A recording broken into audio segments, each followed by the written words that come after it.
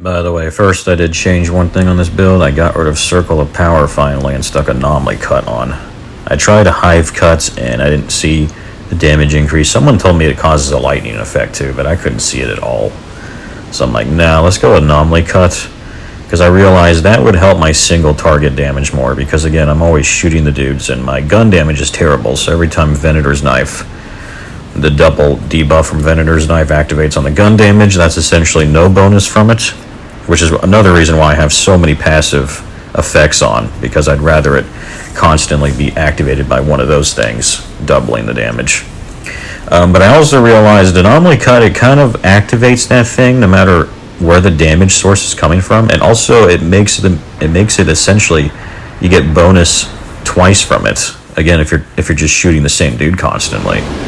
And I realized when I would use it on some dudes, it would I would use Venator's Knife, and then when the boomerang effect happened, they take like 5 times the damage on the next one. So, and I took Anomaly Cut off, and they were taking the same damage. So it was like, yeah, no, this definitely helps a bunch. And when I did my damage numbers, it was actually up there almost with Thunder's Legacy. So it was a big improvement for single targeting.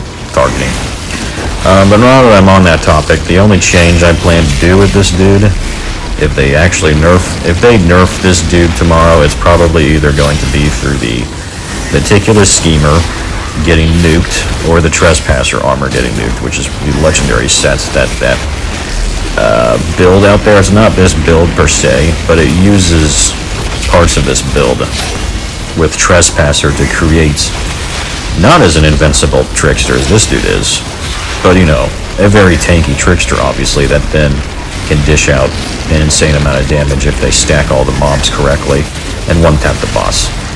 And I'm not about that anyway, because I prefer the whole just when I have to do that for one.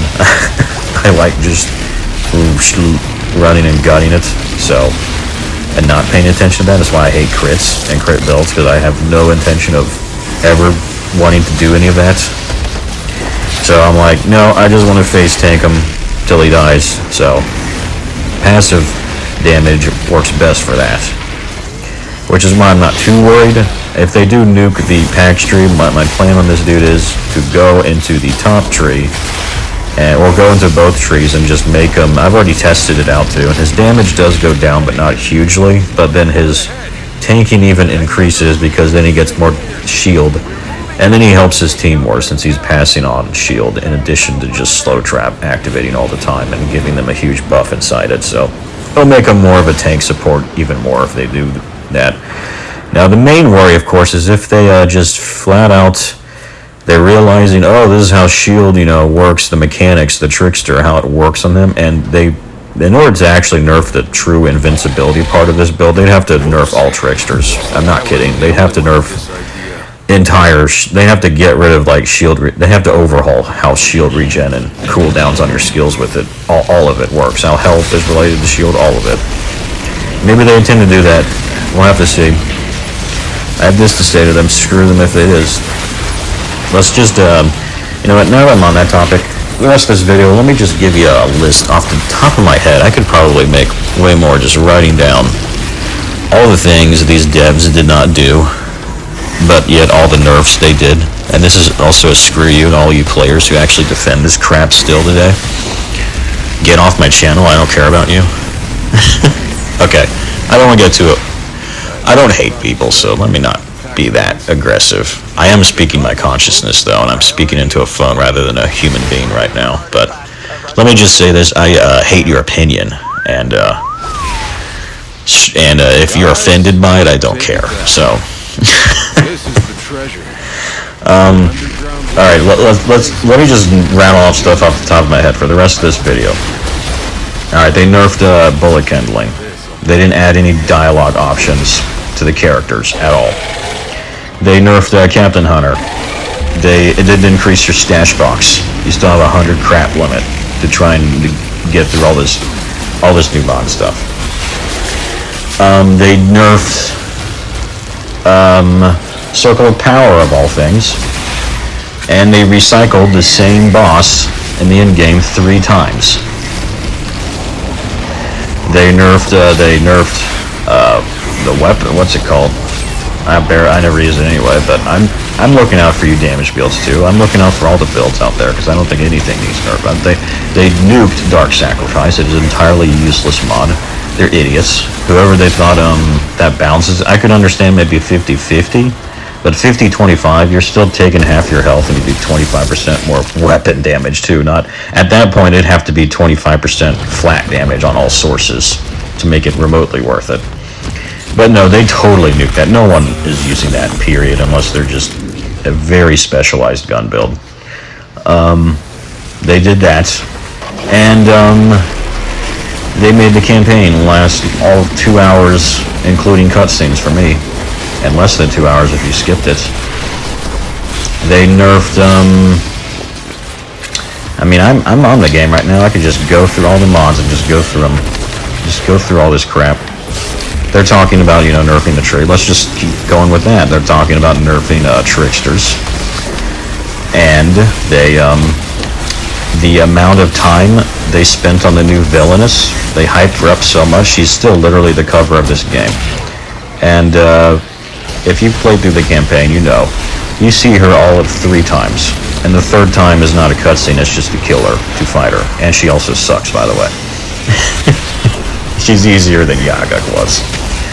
And he was just more annoying than anything. He just kind of had bullcrap abilities rather than challenging ones. But yeah, the amount of time in the trailer that you see of her dialogue is, I counted it. It is all of it. That is how horrific the new content was. They nerfed all the damage multipliers. Let's just, I don't have much more videos. Like I said, I could sit down and write a list, and I could do this, I know. I could have an essay prepared for this. They nerfed just all the other damage multipliers. And we paid $40 for it. The new content was basically, you had to restart your build. They nerfed Claymore Torrent and Shadow Comet and all of it. And they didn't compensate the players. I don't want to hear any player or any developer talk about rebalance or nerfs. There's a few YouTubers out there that are with me on this, but the other ones, Full Measure I know is one, and he was defending this crap before the game. I honestly partly blame some of them for allowing this crap to happen to us, because the developers are listening to them. But if you're going to do that crap and you don't have a plan to compensate the players, like make it so either give them a heck of a lot of loot and the good loot, not crap. We know what good loot is. You developers don't know because you're freaking using the cover system still in your game. You don't play your game. You suck at it if you do. But compensate the players for sure. Make it so, unlock all the mods, all of it. A few days where you can just do whatever the heck you want. If you're going to do that crap. Oh man, and I was just thinking of something. I know I'm going to remember it. Let me just pause right here while I'm thinking of it. Oh, now I remember. And like I said, I could keep going long after this, but let me just say this. I'm a big fan of Fallout, and I'm a big fan of Skyrim. You know what's true about those 2 games? They're buggy as heck, and there's a total amount of unbalanced insanity in those games.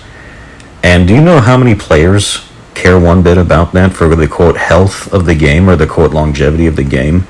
I can give you an example, and the example is probably 0. Even the players who claim they care about that stuff, secretly in their own actions who still play that game, obviously don't care. Because let me just say this, balance is at the bottom priority. It should be. It's not even the top priority if it's a PvP game, I'd say. I'd still say content's more important. But in a PvE game, especially like this, it should be the absolute bottom barrel of importance to you.